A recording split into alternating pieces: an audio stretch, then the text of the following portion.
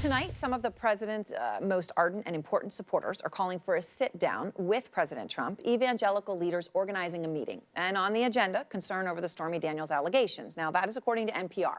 One key leader helping to organize the meeting is Tony Perkins, the president of the Family Research Council, and he is here in New York tonight, and it's great to see you in person, Tony. I really appreciate it. So this meeting is obviously getting a lot of talk. NPR is reporting that Stormy Daniels is going to be on the agenda for this meeting. It's news to me. As one of the key organizers, that's news. That's never even come up in the conversation. We started that conversation 2 years ago here in New York. Yep. Evangelicals really forced into a room with the president because of the policies of Barack Obama and the prospects of Hillary Clinton continuing those. And evangelicals came out impressed with what they heard, supportive of Donald Trump. 2 years later, they remain supportive because he's followed through on those promises. So one of your fellow evangelical leaders who's also involved in organizing the meeting, that's who NPR was quoting, and I just wanted to read to you what he said. We are very concerned about the allegations, referring to Stormy Daniels.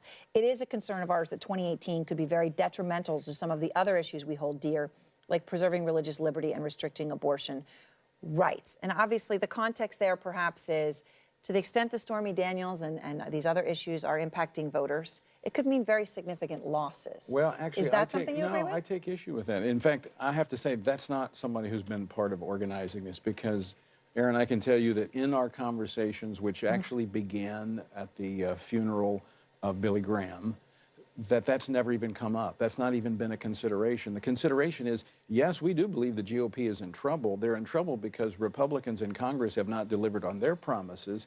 And the only hope that the Republicans have is Donald Trump communicating to evangelicals that he continues to need their help to further and continue the agenda that began 2 years ago. So at this point, I know you and I have talked about this before, but you do not have any concerns about the allegations? No, I mean, look.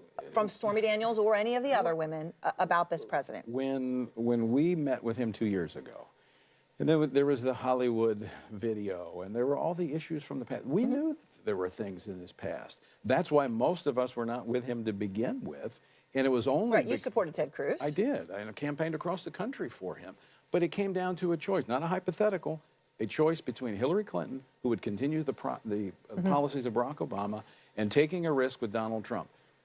2 years, not quite 2 years later, we're almost 2 years later, he's actually kept his promises that he made to those evangelicals. Are those issues a problem?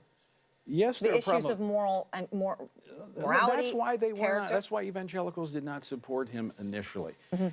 If this becomes present-day behavior, it is a problem. Right, that's what you've told me. You've said if it's in the past, you will forgive. If it is happening now, then that would change your situation. It's in the past from a standpoint. That doesn't make it right. It doesn't make it acceptable. We tell our children this is wrong. We hold ourselves to a standard that says this is wrong. But what I'm saying is we knew there were issues. We just didn't know the details. Now we know the details. We're asked, does it make a difference? No, it's still a problem. However, here we are. The choice before us was either to support him. But even with that problem, you still made the choice you made. The point is, though, obviously, Jeff Flake recently said the president should be challenged by a Republican in the 2020 primary. You obviously did not support him in the last primaries. You supported Ted Cruz, in part, I believe, because of some of these very serious moral questions. Would you consider supporting someone else, a Republican? As long as this president keeps his promises that he made to evangelicals and continues, and to the voters. But if someone else makes the same promises as a Republican and does not have the same moral challenges, would you switch? That's the question. Here's the commitment. This is why the president, I think, is enjoying the relationship with evangelicals, is that there was really a transaction. He said he wrapped himself in the most conservative party platform. He's now been executing on that. And as long as his behavior that we're talking about here is the past and stays in the past, that support for him will continue. So I want to talk about the EPA chief, Scott Pruitt. Yeah. Obviously, there's a lot of issues there that have come to light, right? Including pushback about $100,000 a month private jet charter that was proposed, $70,000 in 2 deaths for his office suite. Things like this, right? Never mind the condo. Which the president has been very clear about, that these things are problematic as you look at them on their face. But these are happening, to your point you're making about now versus the past. These are happening now. I don't know if you just heard, because you were in makeup. No, okay, so David Gergen made the point about that this is an issue of character. of someone who has a sense of grandiosity, a question where you say, what kind of person is this? Okay, but let's put this in context. And I've spoken to a number of these cabinet secretaries who are being threatened and harassed when they get on planes and they're flying in coach. Their security, and I have a background. I didn't even bring up the first class. I brought up a $100,000 a month private jet charter and two $70,000 desks.